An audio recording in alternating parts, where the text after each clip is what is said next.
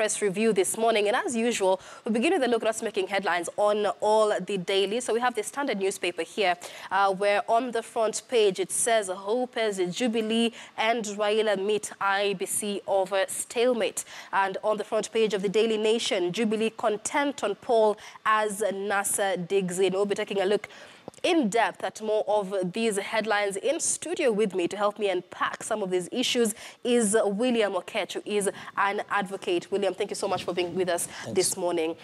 So, of course, a lot has been going on politically with IEBC, Jubilee and NASA trying to meet for a long time. So let's begin with what's making headlines there. We'll also be looking at the Star later on, where the headline says, Chebukati, if we could just have that back.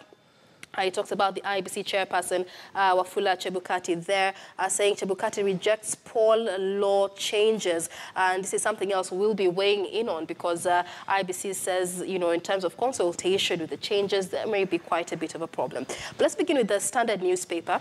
On the front page, hope as Jubilee, Raila meet IEBC over stalemate. But so far, NASA still maintains a hardline position that IEBC does not seem to have the goodwill to address the irreducible minimums, but it has agreed to discuss the irreducible minimums. Let's begin from there.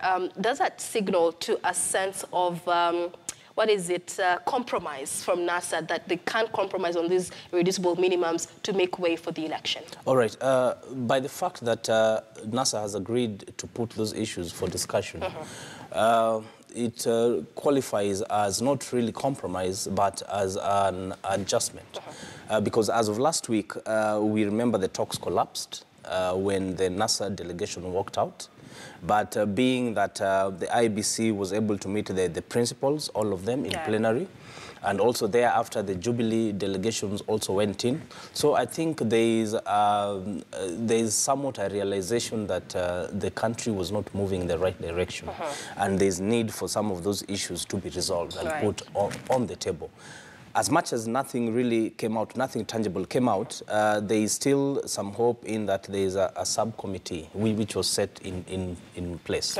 Two representatives from both sides for those final issues to be trashed. So that's on page 8 of the paper. It continues there. Poll talks resume, but parties still adamant. So at the end of the day, Jubilee is urging IEBC to consult MPs on electoral laws. I understand there is a public participation process currently going on the same, but party positions still remain. I mean, Deputy President William Ruto and Raila Odinga led their respective delegations yesterday. And let's begin from there, because the country, the clergy has, you know, initially asked that we have President Uhuru Kenyatta and Raila Odinga meeting face to face, and not so much their representatives in these talks. We saw Raila Odinga there. The president was not there. Understandably, he is the president. He does have other mandates. But would you say that he should have made time for this in terms of just forming that symbolic stance of we are willing to talk, we are willing to ensure there is peace for the 45 million Kenyans, even after the election? Well, yeah, certainly so. When the talks collapsed last week, in the words of the IEBC chairperson, he had hoped that the principals, that is President Uhuru, as well as NASA leader Raila Odinga, actually do meet and discuss these issues. Because what will happen most times, you find that when you send representatives, their position tend to be very radical. They do not concede, and that one drags those talks longer and longer.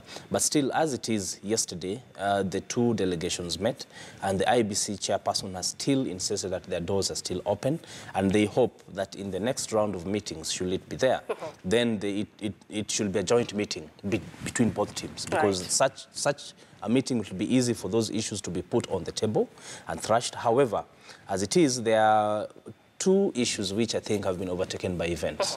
One, a contract has already been given to Otimofo for them to reformat the kits which will be used.